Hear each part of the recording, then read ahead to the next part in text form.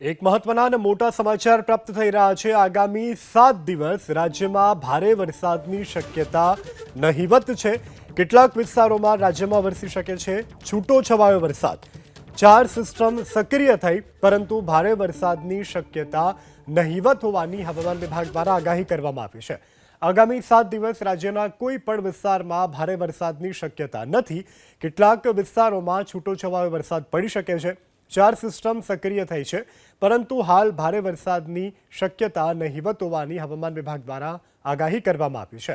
તો હાલ તો રાજ્ય ઉપર 3 જેટલી સિસ્ટમ સક્રિય છે છતાં પણ ભારે વરસાદનું જોખમ નથી। जो गुजरात रीजन के लिए अगले जो 7 दिन का फोरकास्ट है, पहला दिन स्कैटर्ड है और बाकी 6 दिन आइसोलेटेड जगह में लाइट टू मॉडरेट रेन का चांसेस है। और उससे जो रिमेनिंग 2 डेज है उसमें ड्राई का फोरकास्ट है।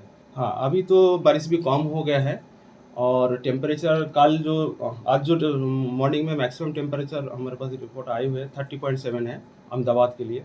कल जो कि 32.0 था, जो -2 डिग्री नॉर्मल से डिपर्चर है इसकी, और टेम्परेचर 30 डिग्री के आसपास ही रहेगा।